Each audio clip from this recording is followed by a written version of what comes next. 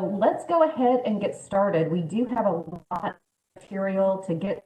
We have a ton of people on this call, and we're going to do the breakout sessions again. So we want to make sure we leave enough time for those breakout sessions and those great conversations.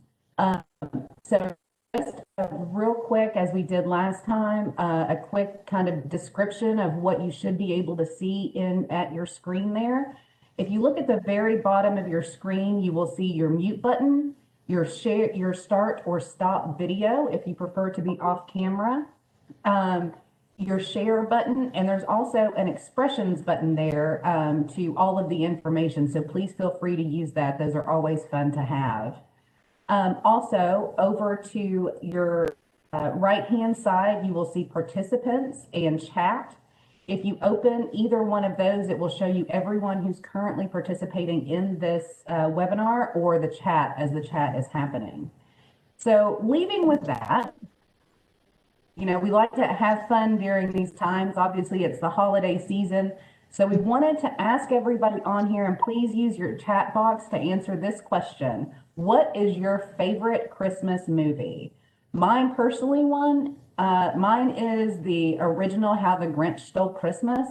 That is the one that is just absolutely not the holiday season until I can watch that one myself. So that's fantastic. Ah, great. Folks are already putting stuff in. Hallmark movies, tons of folks that I know love that one. Christmas Vacation always leaves me with a laugh. The Grinch with Jim Carrey, Elf, lots of Elf I see. We just watched that one the other night. Oh my gosh, so many elves. Hallmark movies, this is the perfect time for those Hallmark movies, isn't it? Home Alone, 1 and 2, Polar Express, that's so awesome. Thank you guys so much for sharing all of these great movies. I'm going to be full of movies. So with that being said, I do want to go ahead and really quickly announce that we do have, as you guys might remember, I have been promoted to the Deputy Director of the Governor's Office of Early Childhood, as well as the Head Start Collaboration Office Director, while continuing to support the work of you guys there on the ground. Well, I'm very excited to announce that we have hired a new coordinator for the Community Early Childhood Councils. Her name is Nicole Lesniewski. Today is her very first day, so we don't want to overwhelm her, but if you guys could definitely give her a warm welcome. I'm going to go ahead and put her email in the box. But as we move forward over the next little bit, if you can make sure her on any of the conversations that we're having, as well as continue with Savannah and I as well. So we're very excited that she has joined us. So next slide, please.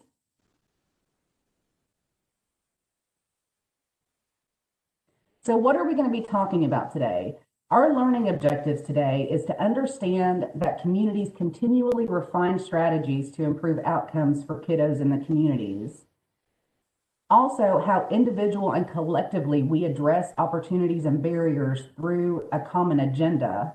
And also to understand that communities are the most successful at utilizing birth to 5 assets when solutions are developed. So really focusing in on those connections within your communities. Next slide.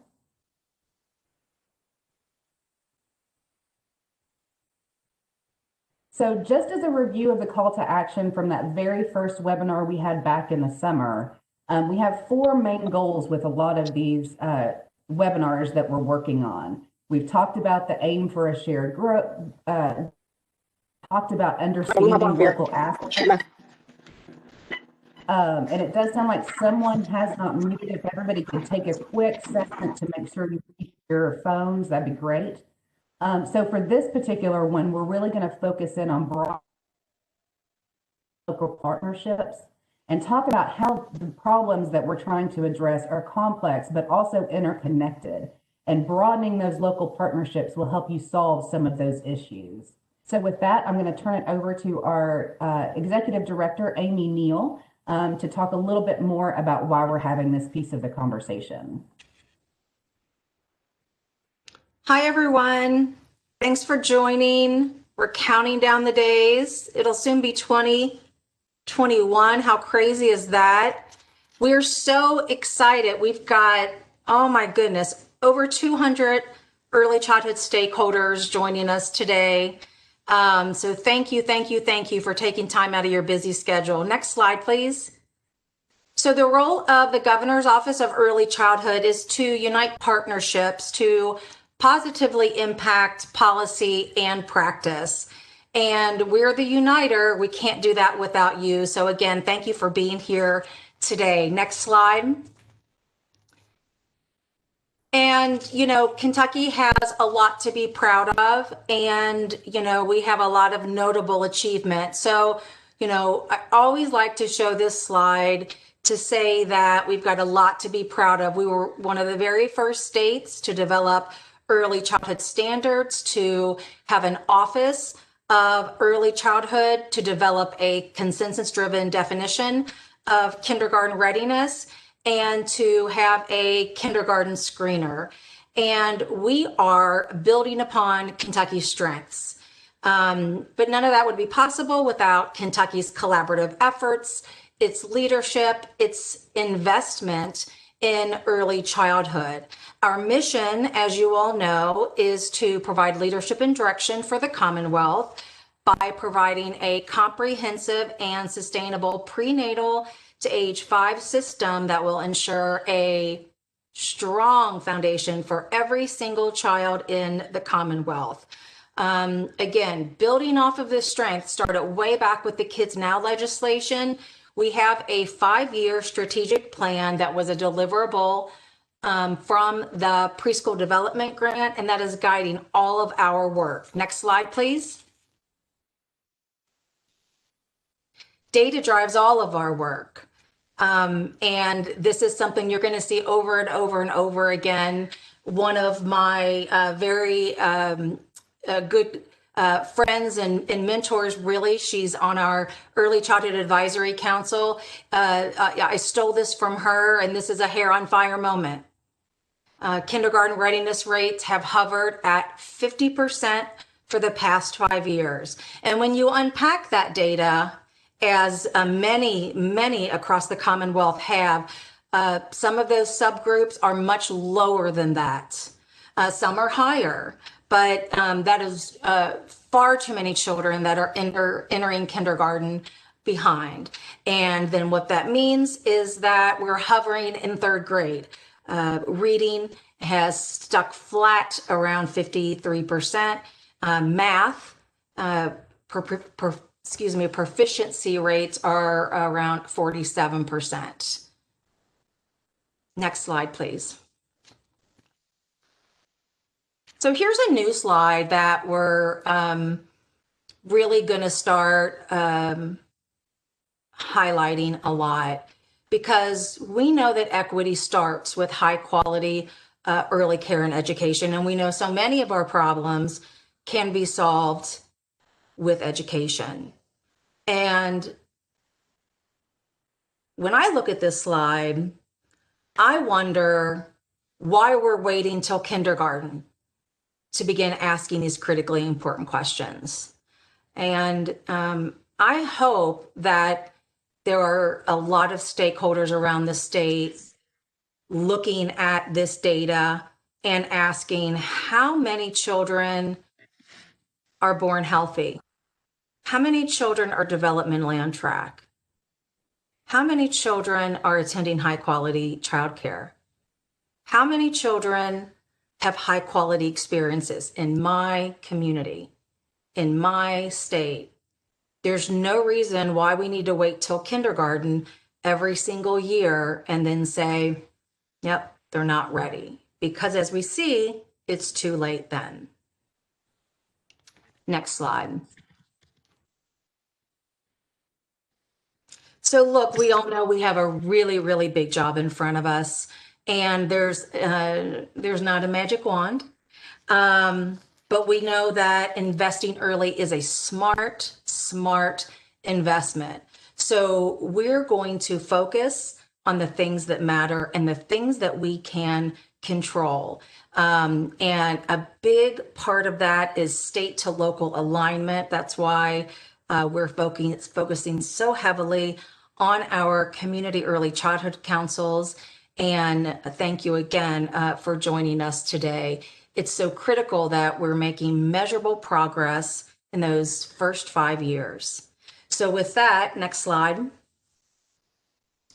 We want to welcome today our friends from Purchase area and raise up some bright spots and excellence in the field.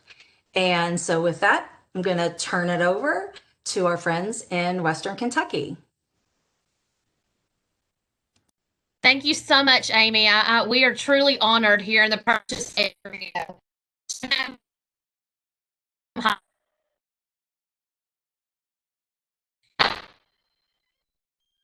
come together in the field of early childhood, because it definitely takes a village. And I think if anybody understands that, early child professionals understand the village that it takes to support one another.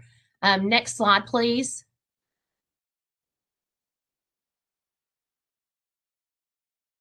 So we just wanted to talk a little bit about how our council has gone from 4 phenomenal early childhood councils supporting our representative counties to 1 council. That has not been an easy task, but it's one that we all saw a common goal. We saw the common vision. We saw the common mission.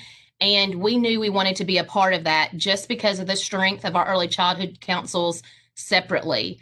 So one strategy that we have used to strengthen our communities is to look at our council and what those look like and how we can enhance those. So whether that is a partnership with our public and private child care centers, our public preschool, our Head Start programs, our homeschool organizations. One of the highlights I wanted to mention is the partnerships we have with our local churches. You know, a lot of times our churches are where we find some of the children and families who are not connected to early childhood formalized settings. And so that's one way that we've been able to reach out.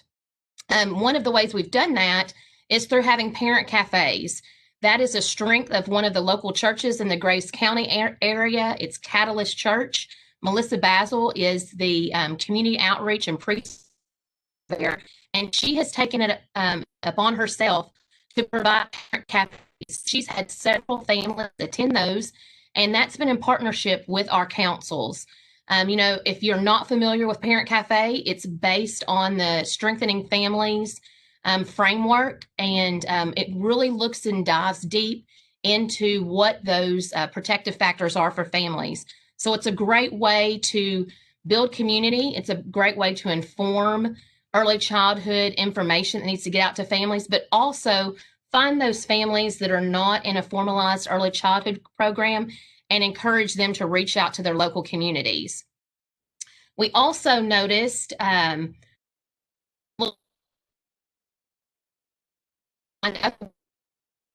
communities and children. Next slide, please. One of the ways that we have done that is our McCracken County Council reached out to our local theater. Our Market House Theater is a community theater that engages and supports the visual and performing arts in our community. One of the ways that we have partnered with the Market House Theater is to provide playtime interactive performances for young children. And having any kind of avenue for families to engage in and reach out and learn about literacy and performing arts is key to us. So we knew that that need was there.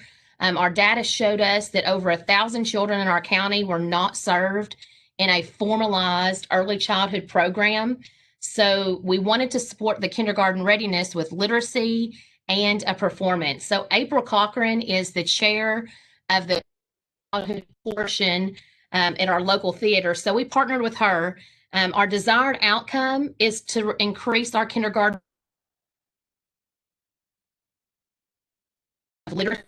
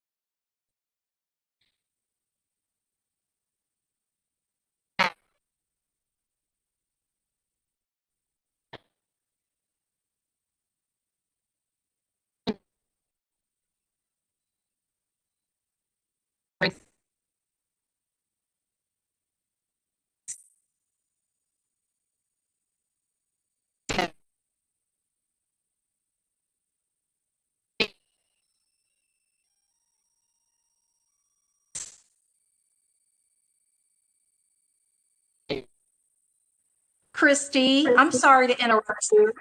Christy, it's Amy. I'm sorry to interrupt you, but the sound Yes. is going in and out, and you have Okay. such great information to share. And I just want to make sure audio is really breaking up. We're getting lots of um, notices about that, and so I'm just Okay. wondering if I wonder if it would help if yeah, Christy's cutting in and out. If it would help if folks turned off their video, sometimes that helps. Turn I off. just don't want folks to miss this last slide that you did. It was really cutting up quite a bit. Okay. Is that So any at any better? rate, let's give it a go, guys, and then just make some comments in the chat and see if this is any better, everyone. Thanks for your patience. I apologize. Is that better?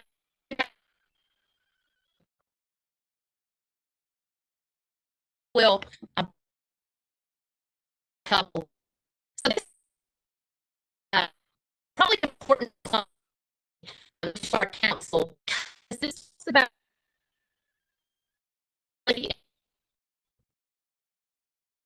okay. Uh,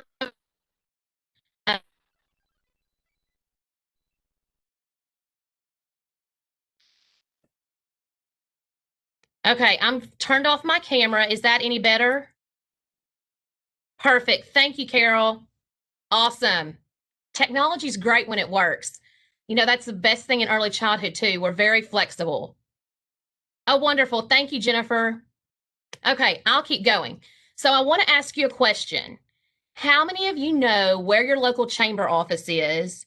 And how many of you have ever looked into what community or chambers of commerce call Leadership Paducah or Leadership Graves County or Leadership Mayfield?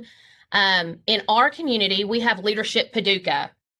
And we always have a power and partnership breakfast every month. Those go across and span several topics in our community that engage and inform the community about what's going on and businesses that support us. So I'm going to challenge you to look and find out when you can present and when your council can present at the next chamber leadership, Paducah, or leadership, whatever your county is. I was introduced to our chamber president, Sandra Wilson, and she asked me to share a little bit about what's going on in early childhood in McCracken County. So yes, that is specific to McCracken County, but it includes our Purchase Area Council. I was able to share that we have joined together with 3 other councils, and it has allowed us to really leverage the resources we all have and the expertise we bring together. So our local chamber provided me an hour to come and talk about the importance of early childhood, 0 to 5 years old. So I had an audience of business leaders, up and coming leaders in our community, and anybody who would be engaged to learn how they can support our early childhood efforts. The big aha moment to me is I realized that in early childhood and especially in our councils, we are in our comfort zone. So those comfort zones are what I call our education bubble. And by Miss Wilson reaching out to me, she allowed us to get out of our comfort zone. You know, we always go to certain people in our community. We always go to those early childhood cheerleaders, our United Ways, our local food banks, our hands programs, our local colleges. but this allowed me to reach a whole different demographic of leaders and supporters and cheerleaders in our community. And all of those that I spoke with the other day, they have all reached back out and they want to know how they can be a part of spreading the early childhood message and supporting all of our efforts in having children be kindergarten ready. So I just want to, if anything else, I want you to hear to find out who that is in your local area. Do you have a leadership Paducah? Do you have an organization that is building those up and coming leaders in your chamber area? And see if you can have 15 or 20 minutes to engage with them. Next slide, please. I'm so excited to have two of our other council members on this call with me today. So we've got Miss Leisha Barlow. She is the principal at Callaway County Early Childhood Center. And we've got Miss Greta Henry. She is on faculty at West Kentucky Community Technical College. So I just want to introduce the two of them, and they're going to share a little of their insight on how our councils have come together from going to 4 blended councils to 1 council, and their 2 perspectives on the strengths and challenges and lessons learned. So Leisha and Greta, thank you so much for your leadership in our council, and I'm going to turn it over to you. Thank you, Christy. This is Leisha Barlow, and I have obviously my video off just to help out with the sound quality, but it's a pleasure to be here talking with you all. And I am the chair, kind of by default, of the Purchase Area Early Childhood Council, and we are some of the last, or we're one of the last, I think, councils that blended. Or we certainly definitely weren't the first. This is our first year. And so, you know, we are within about 60 miles of each other, from Paducah to the north to Murray to the south. And even though it's only 60 miles, it is 60 miles. And each one of our counties with Graves, it's actually Graves instead of Grayson, but Graves and Marshall in the middle. And we have lots of similarities, but we have lots of differences as well. So when the task was before us to blend and to figure out how to do that, it at first felt kind of cumbersome, but we just, you know, we just went to work. We put our heads together. It was such an important mission for, you know, the kids in the Commonwealth, Western Kentucky, that we wanted and needed to tackle, you know, how we could figure it out. So what we've done is we have operate kind of as 4 sub-councils and blend together quarterly into our large council, and kind of the large council oversees the work of the 4 individual. And we've just made it work. It just takes a lot of communication, a lot of just being together on the same page. And what we have found is, even though we have had to be so strategic with our activities, we have learned so much from each other. And we have, like I said, a lot of similarities, but a lot of differences. And for example, the leadership Paducah that Christy has talked about. Okay, what can that look like here in Murray, Callaway County? What can that look like in Marshall and Graves County? We all utilize and partner with our libraries, but what does that look like in Paducah? What does that look like in Graves and Marshall? What does that look like in Murray? What can we do different? And so it's just been an absolute blessing. We are very excited about the things that we have accomplished already, and look forward to, as we learn from each other and just broaden our horizons, what we can do for these kiddos going forward. Thank you. This is Greta. I hope you can all hear me. I have had to call in, so just type in the chat if you can hear me, somebody. Okay, great. My position is with the local community college, and I've been fortunate to sit on the early childhood councils, all 4 in the area, for a long time. And I see Jennifer Washburn's on here, so thank you, Jennifer, for getting me involved 19 years ago. But basically, the community college serves 2 purposes. And if you have a local college close to you, they're just a godsend in relation to resources.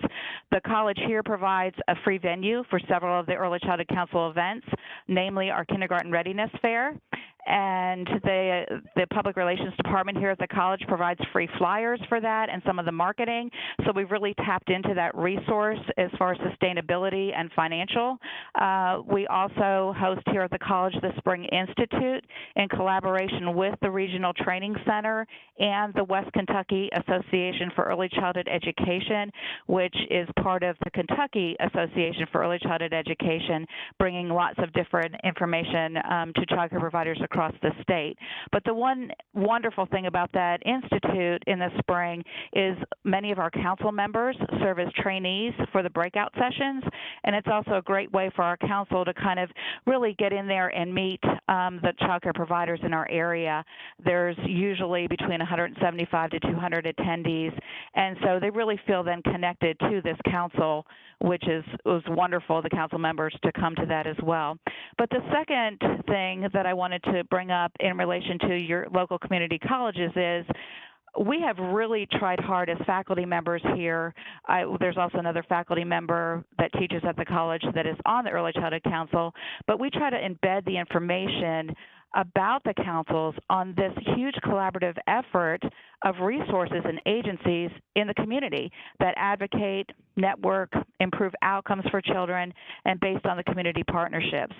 So I think it's really important to get to the students who are going to be the new leaders in the field and, replacing some of us that are retiring. But we try to embed that information into the coursework.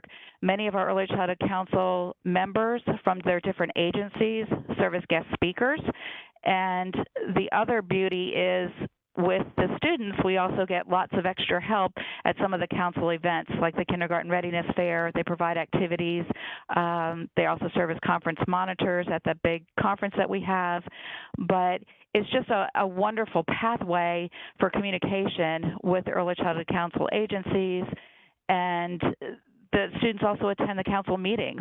So some of our students are non-traditional, some are traditional, so they take this information back to their centers. The brand new folks that are coming into the profession can see this big picture. I get kind of excited about this because I see that their eyes just open that, wow, there's so many awesome people in these agencies that are out there to bring positive outcomes and kindergarten readiness skills to the whole community. So whether that student is non-traditional or already in the field, their understanding of a community working together on a common goal is the outcome, and that they're part of, the students see that, man, I'm part of this whole global movement to ensure that all children are safe, ready to succeed, and impacted by the cultural context of their families. So I think this, I hope you can, if you need me to help you connect to your local community college, I can do that. But it's just been a huge impact for our council, and especially as our four councils merge together. So I will log off now. Thank you. Greta and Leisha, thank you so much. I really do appreciate how our councils have come together to join one. And I want to just reiterate what Greta has said. I have loved the opportunity to get to know some of the students that she has at WKCTC. One of the best ways through this council is I've been able to find for my place of employment some high quality early childhood professionals to then reach out to and provide employment to, because they have connected from the council and been a part of so many events. So not only through the council have I been able to support our community, but we've been able to find these students to bring in and then hire at Paducah Head Start Preschool. So that's just one tidbit of information that when you connect to those places from your council, you can also benefit where you're working as well. Thank you to everybody. Again, we are truly honored to have a fantastic council down here in Western Kentucky. And even through COVID, we have learned how to have Zoom meetings and connect together. So Amanda, I'm going to turn it over to you all. Thank you for the time, and I appreciate it. And everybody have a Merry Christmas. Thank you so much, Greta, Leisha, and Christy, for sharing all of that information. Savannah, if you can go ahead and move on to the breakouts question slide. There's some really great conversation happening in the chat box right now. And Greta, Alicia, or Christy, there is a question about, did you guys have a list of wants when you reached out to the chamber? And what did you share as what the chamber could do? We are getting a little short on time, so I'm going to ask one of you guys to reply to Beth's question in the chat box, if at all possible. So we are getting ready to people on the call today. So you might see a lot of new folks in your breakout session. So hopefully this will be an opportunity. Okay, it looks like the audio is in and out, so I'm on video. It looks like there'll be lots of folks in your breakout rooms to continue this conversation. I hope it continues to be a fantastic conversation. If my audio is still breaking up, please let me know in the chat. So we're asking a couple of questions in our breakout rooms today. So who are the partners in your community that you're working with in the birth to 5 space? And are all those partners working towards a common community goal in ensuring, for example, that children are entering kindergarten ready? And then secondly, what other entities have a birth to 5 mission that are in your community? And how might you unite all of those efforts to increase impact? So this question is a little bit more of a thinker. Think outside the box, like the chamber partnership that Christy mentioned, and all of those different partnerships that you might have. So with that, I think that we are ready to turn into our breakout rooms. We'll have about 25 minutes, I believe, and then we'll come back for some report outs. So again, thank you guys so much for that fantastic information, and we'll see everyone in just a little bit.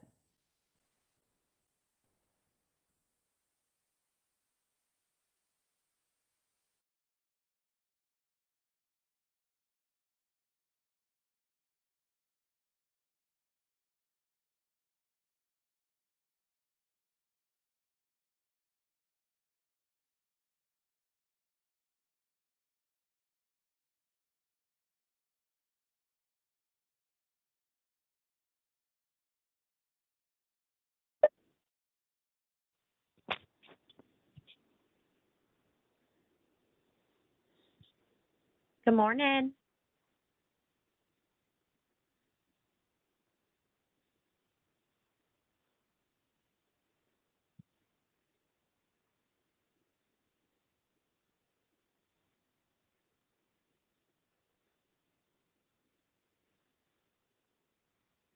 Does anyone have sound?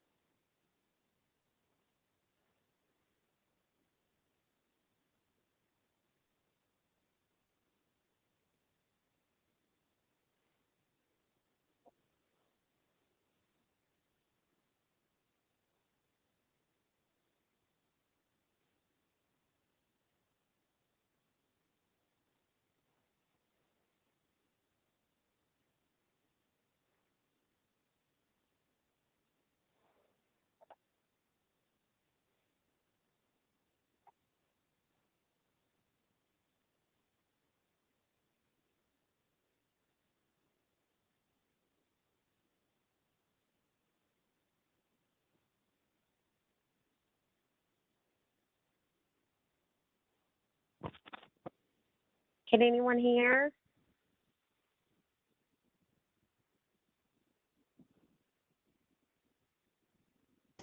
Hello. Hi. Hi. I believe everyone's in breakout sessions right now. I was supposed to be in one, but I had a call and I ended up missing mine. Oh, okay. Because I thought that my call would go into my breakout session, but yes, we are in breakout session. So, Sorry. you're the only one that I know is here, like in the lobby area, I believe. Oh, all right. Thank you. Not a problem.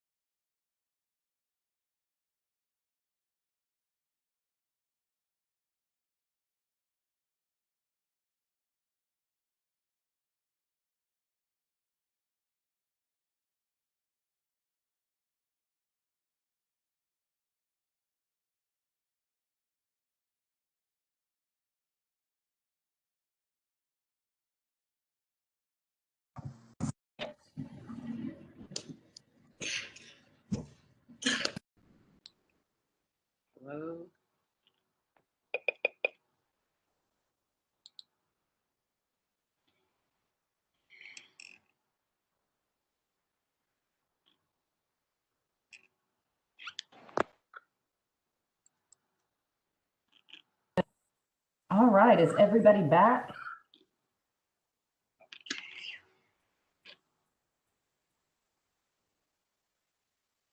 A little over half hour left, and a ton of groups out there talking. So let's go ahead and get started with our report outs. Talking in a chat about folks that are talking about partnerships and that sort of thing. So since we are getting ready to move into this, I'm going to go ahead and talk a little bit about what our group did, and then we'll do kind of a round robin of all the facilitators that were participating in those particular groups. So who are the partners in your community you're working with Birth to Five space, and are all partners working towards the same goal?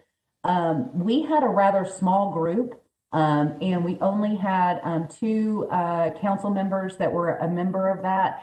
They did have a pretty wide range of folks that were participating with the libraries and First Steps and all of those folks sitting around the table, but we did have a lot of conversation about some other opportunities that we may be able to look at. For example, we talked about reaching out to your local food banks. You know, during this time of COVID, we've heard time and time again that folks are having to attend those food banks, folks that have never had to be there before.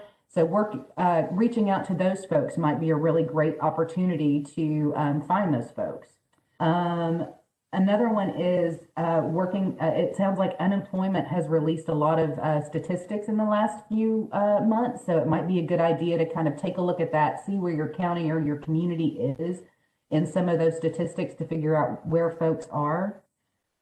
We also talked about some Scholar House in Northern Kentucky that provides help to parents that are looking to go back to college. So partnering with those folks, as they are parents who are moving into that kind of next step, going back to college, trying to obtain that degree, working with the Community Early Childhood Council to make sure that the children of those parents have the supports that they need as well. Another really great one that we talked about was the Migrant Network Coalition, which I'm going to put the link to that in the chat box. That seems like another really great opportunity for folks to take a look at that.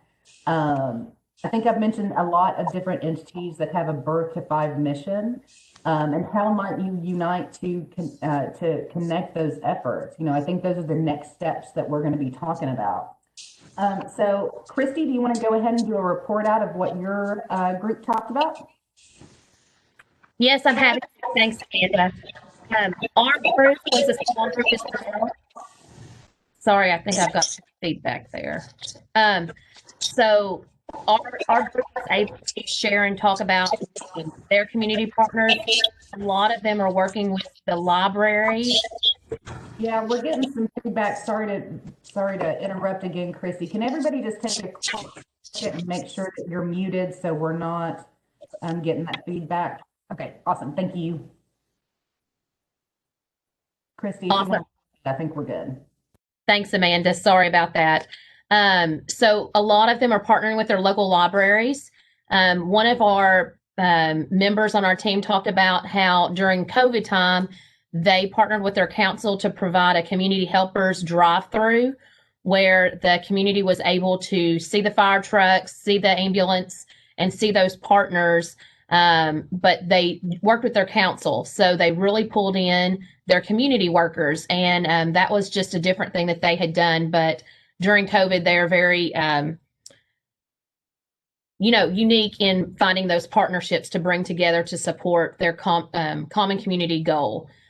We didn't really talk about the other entities, but we did share other partners, whether it is Kentucky Spin or Hands or First Steps that they have at the table to support their communities. So the second question we didn't have too many comments on, but the first one is where we spent most of our time.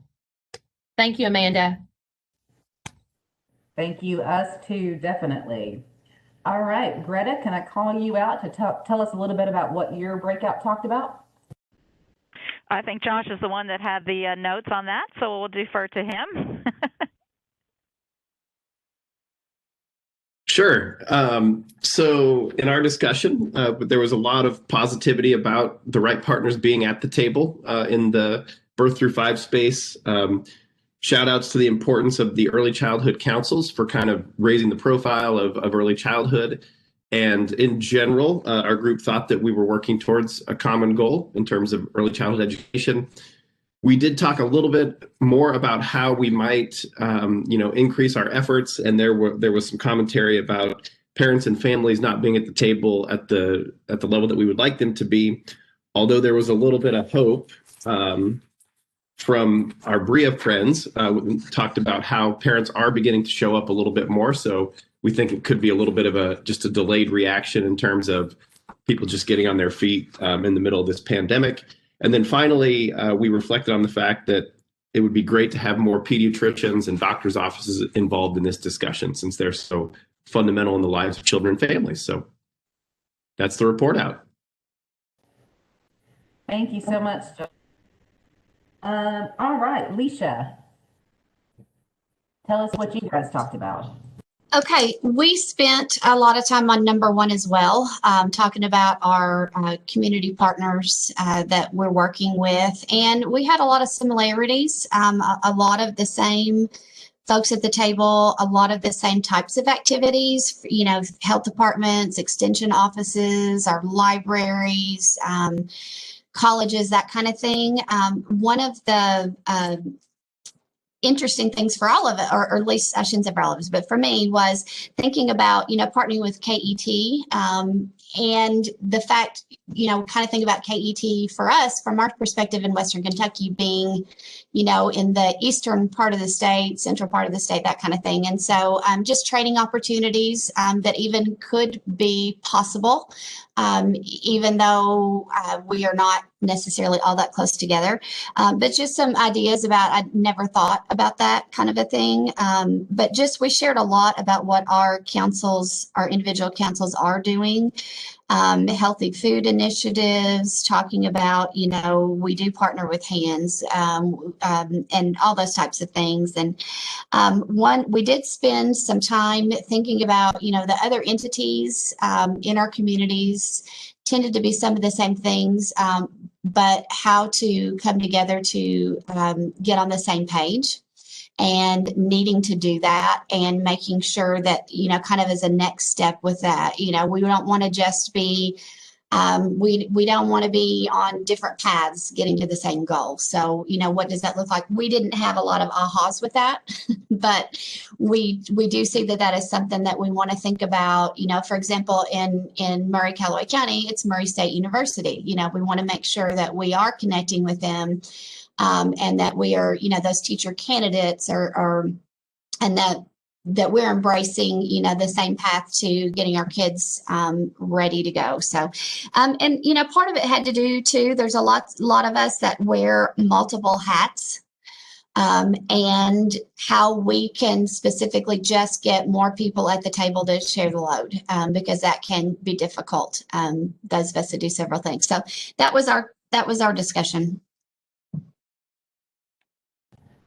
So many great points are coming out of these breakout sessions. Absolutely love it. All right, Amy, do you want to talk a little bit about what your group talked about? Sure. We had a great group, and we had, I think, about 13. So, and we had some real veterans in our group. And so we didn't really focus on the first part of the question, question 1. We focused on, are we all working towards a singular community goal? And what we are teasing out here for you all to hear about are 2 examples here. And I think they were really, really interesting. And in one community, we heard about how there are about 25 community partners who have come together really around this initiative around reading, talking, and playing together. And it was not easy to do. I heard that for sure. But with branding and really how they're integrating that read, play, talk into everything they do, that's how they are uniting around a singular community goal. And then we had several others in our breakout group talk about, yeah, we're united around awareness, around kindergarten readiness and raising kindergarten readiness scores. And then there were lots of details to follow. And then I said, well, wow, it sounds really rosy out there. And then we had somebody really brave say, well, I'm not really sure about that. And then he said, well, we've got strength in pockets, is what he said. And then there were lots of folks that really could relate to that. So, we all know how fragmented the birth to 5 system is. So we really appreciated that transparency. And then on the second question, what other entities have a birth to 5 mission, and how might you unite efforts to increase impact? This was just a really great dialogue. We talked about how the one community really used to run in circles around each other. Just go from one meeting to the next meeting to the next meeting, seeing the same people, talking about the same things. And they basically formed a collaborative, and one of the large school systems, began to lead it and sort of ask everyone to come around the table, and got all the big influencers in the community to begin leading it. The libraries and the United Ways and the school, and heard a couple things that really resonated. Having the right people lead the charge, and that it's a collective, not isolated effort. And this was my favorite that I heard was, there are no heroes. Thought that was really great. Then one last thought I'll leave you with that I heard in our breakout group was how important it was when the state defined kindergarten readiness, because then that allowed stakeholders to go and speak with community leaders about how important it was, all the work that needed to be done before a child enters kindergarten. We had a great group. Sounds like another fantastic conversation. I absolutely love breakout rooms now. I don't know how anybody else feels about it, but just having that few minutes together, I think is absolutely fantastic. So Brenda, do you want to give us a little bit of an update on what you guys talked about? I would love to. We had a fantastic breakout session, and actually the time ran out on it before we ran out of conversation. That's always a good place to be. So when we were discussing partners in the community, a couple of things stood out. Of course, everyone is talking about county extension offices, libraries, frisks, but Metcalfe County shared that they have reached out to the local homeless shelter because they're trying to engage those families that might have children who are in their system, especially Head Start, who are in a homeless situation, and how they are left out of the mix and may never feel like they can connect to a community. And this is a real way that they can share that connection with them and support those families and let them feel like they really are a part of a community, even though maybe they're not living in what we would call a standard or a normal living environment. It never would have occurred to me to connect to the homeless shelter. So I thought that was pretty interesting.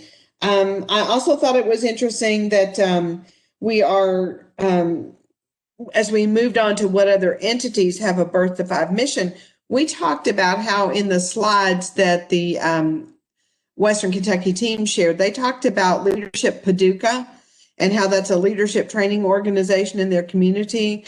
And so when we were doing the run through yesterday on that, I looked up, do we have something like that in Nelson County? And they do. It's called Leadership Nelson County. And apparently it's something that's across the state, because when I mentioned it, I said, I sent them an email yesterday saying, how do I get involved in this?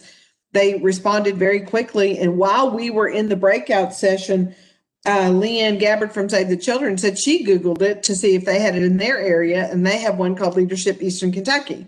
So she's going to connect with that. So as a direct link to this particular webinar, several of us are going to look and see what leadership training is called in our area. When I researched it, it's a 2-year process. So the first year you go through a leadership training where you learn all the components of how your county is run. So it might be like the city government, the county government, how they handle the homeless, feeding the hungry, agriculture, business, a variety of things coming in, who the representatives are, and they connect all these interested leaders to this process. So your first year, you're learning, but your second year, you're a part of teaching the next group coming up. I think this is a wonderful model. And if for anybody on the CECCs, this could be a great way to really share with your community the importance of early childhood and what your CECC is working towards. So in terms of that, we have this opportunity to look at other entities that might have that Birth to Five mission. So I think that covers the bulk of what we talked about.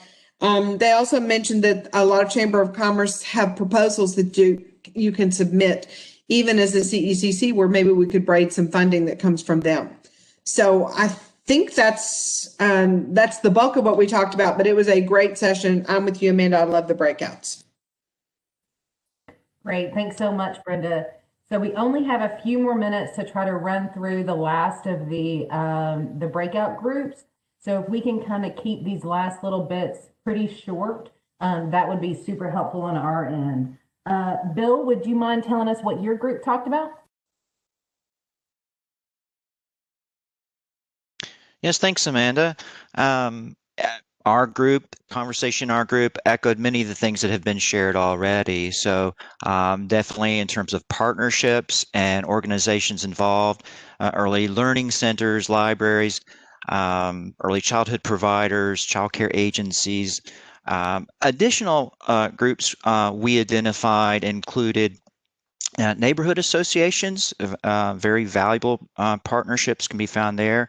The fire department and first responders often have toy drives around this time of year, real important opportunities to get out messages to families.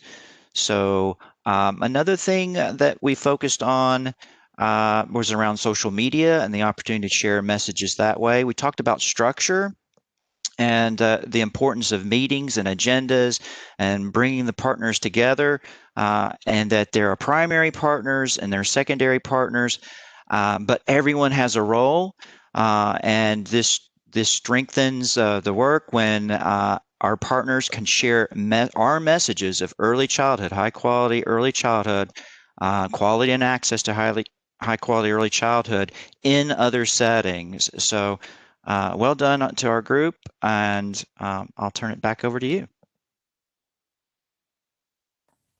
Such great conversations. I'm so excited to hear how people are thinking creatively about some of those local partnerships.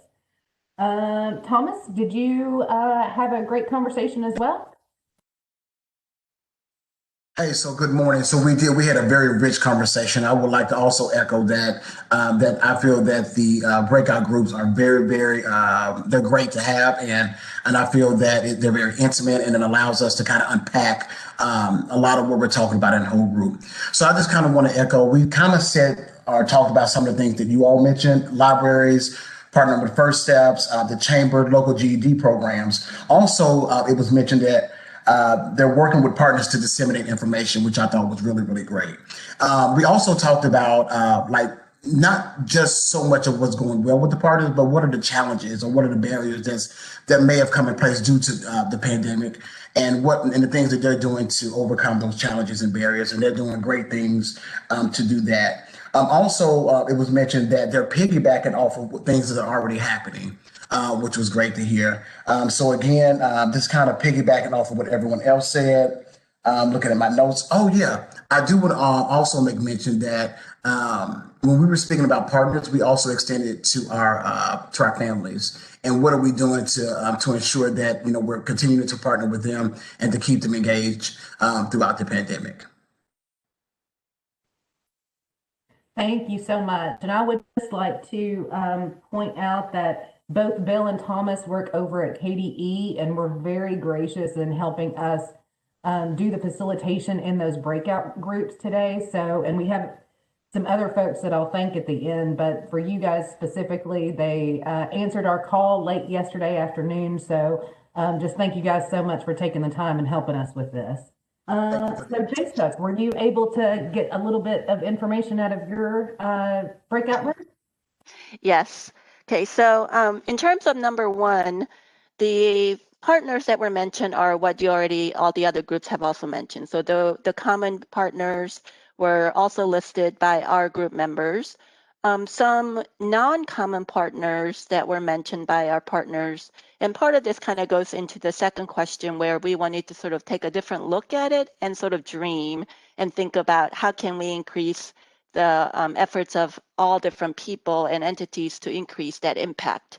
And thinking sort of the broadly of the kindergarten readiness definition and all the entities that are involved in the kindergarten readiness. So some of the, what we would kind of think about are, I think, innovative, creative ways of finding partners. You know, some people already talked about the health department and the pediatricians, but we were thinking that they really do need to, if we can reach out to the private practitioners more and mental health specialists that's provided, but really focusing on social emotional aspect, especially with COVID right now and the challenges. And that would be for the families as well as the children. And then we were also thinking, of course, community action councils, but banks and the churches, and churches were already mentioned, but the banks and like the grocery chains that are large, or any other large corporations, and then with the universities, you know, specifically like the Greek system, sororities and fraternities, because they have, all of these entities might have a specific part of their mission where they're reaching out, and whether it's through donation of employees, or it could be actually financial assistance, or it could be just any other kind of resources. So it's the CCC members reaching out to get whether it's financial or any kind of, you know, resources from them and having them involved. And as Thomas said, or somebody said, it's more of a indirect sort of the, you know, outside sort of the tertiary aspect, but you can reach out and get that for your activities and get the message out that way. And the grocery chains can have specific activities that are really targeting how to help children learn more and give that tool to the families. So we had some of those kinds of things. And then when we're thinking about second question a little bit more creatively outside the box, and we were dreaming. So some of the aspects that are going on, there's a multi-generation approach that's being focused on. So you're looking at the family and the children. And with that perspective, it's really a philosophical shift that we were thinking that even though we're focused on the child outcome and learning outcomes, we also really need to think about what are the needs of the family and actually have a plan for families.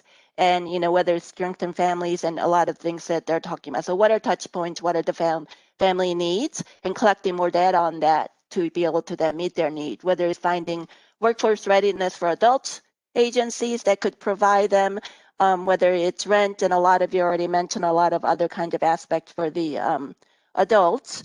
Child advocacy centers, you know, domestic violence. And then Sarah had mentioned about there are state entities, but you have to localize it so that they can reach out. So if you, and Friskies is a common partner. So if you actually tap into Frisky Coordinator, they have a list of local agencies, local contact person. So go to that, and then you can reach out and find out who is providing what resources needed for the family and the adult or the children, or, you know, in terms of those data that were collected.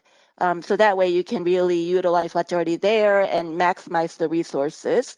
And then the last point that I just wanted to make was we really thought about the role of the community members. So if you're having CCC members already, sometimes when you get more partners, it gets so big, it gets cumbersome. So we were thinking about what is the function of the CCC members and who in that entity would be able to reach out to these other, you know, resources and other primary existence in your program that could then help out with specific projects. So that way you would align and being really giving a sort of a task, so everybody in the CCC feels like they have something to do, and they don't think it's just coming to meetings and I don't feel as valued.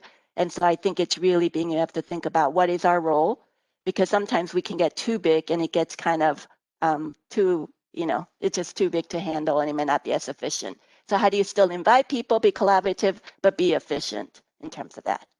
And I know other members may have some other, but I was just trying to do it from my notes, so hopefully that's correct.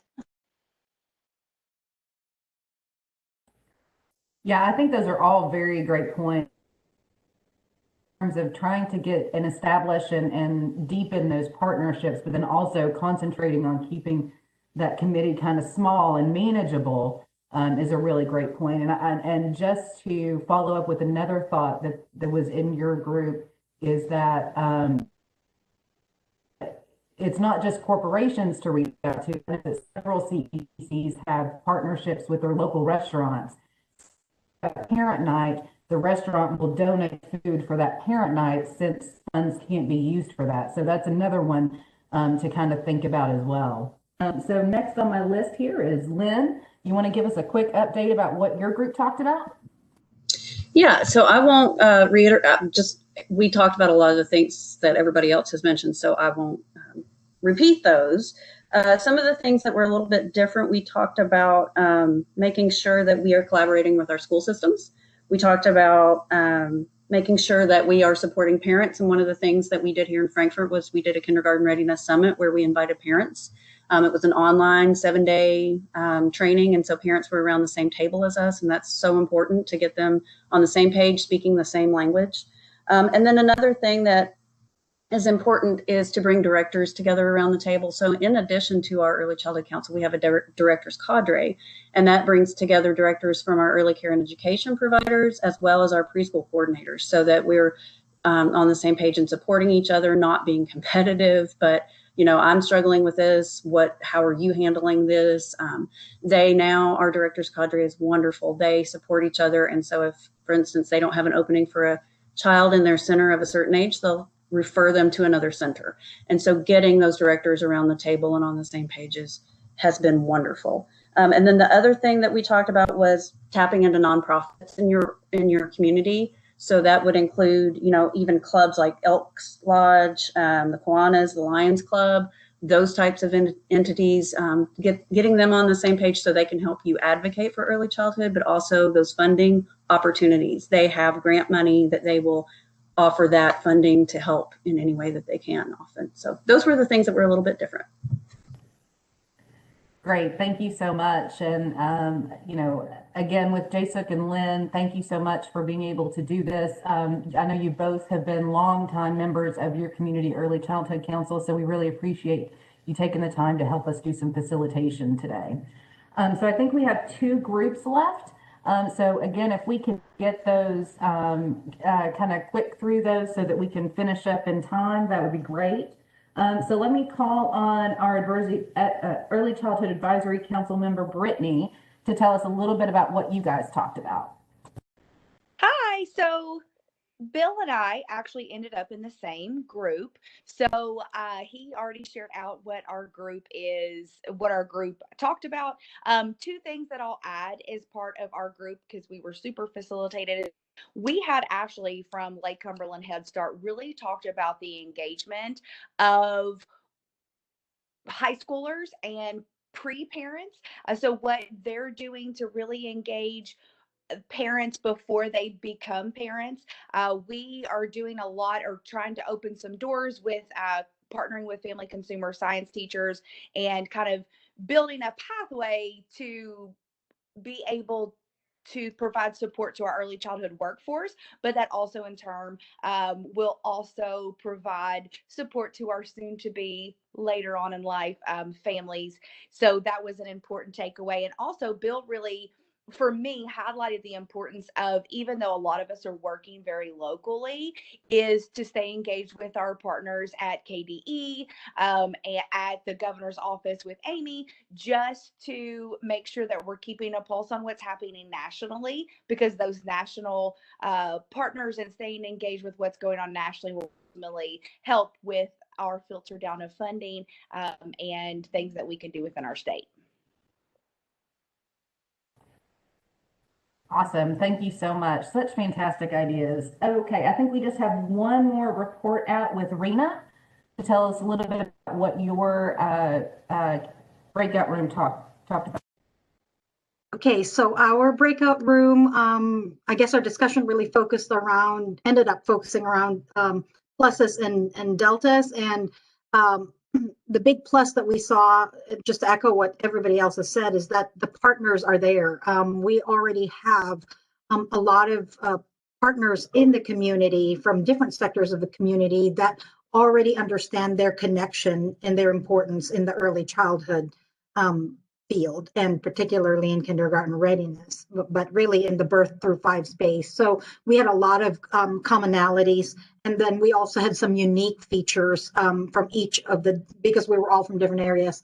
There were also some really unique programs in the different areas, but then our Delta conversation really gravitated around the challenge of communication as a means towards unity and working towards a common goal, because the communication challenges when some of us in the group worked with multiple communities, and so trying to galvanize people around a common goal when you're even have a challenge with communicating to all partners in respective communities can be a challenge.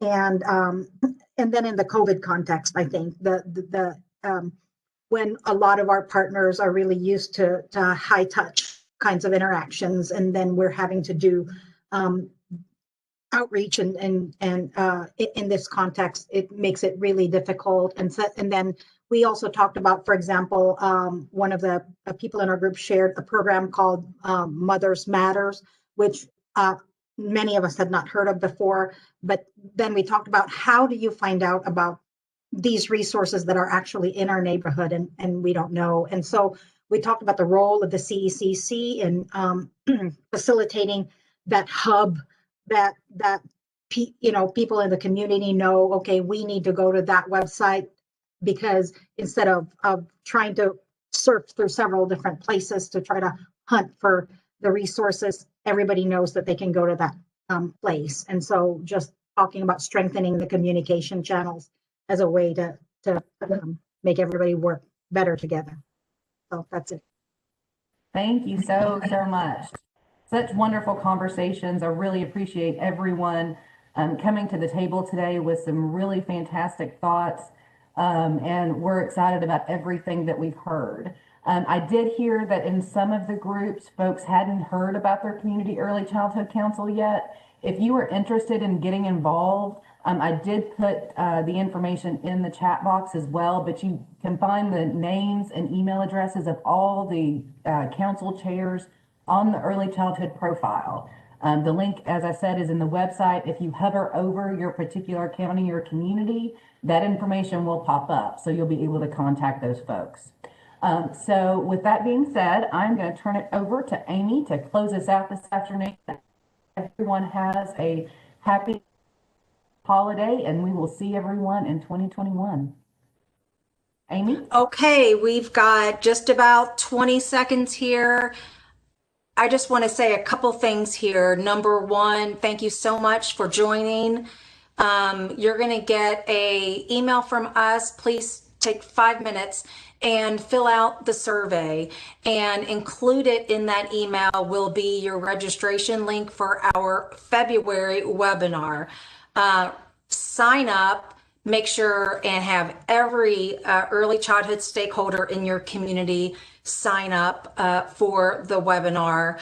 I want to thank our purchase area excellence in the field today. Outstanding job. I want to thank our early childhood stakeholders from all over the Commonwealth who served as our facilitators today. That includes our early childhood advisory council members. Thank you so much for taking time out of your busy schedule to be facilitators today. And I heard someone say today there are primary partners, secondary partners, but everyone has a role. And I loved that. Merry Christmas. Happy holidays to everyone. Take care of yourself. Thanks for what you're doing every day to ensure that every child in the Commonwealth has a strong start. Thank you.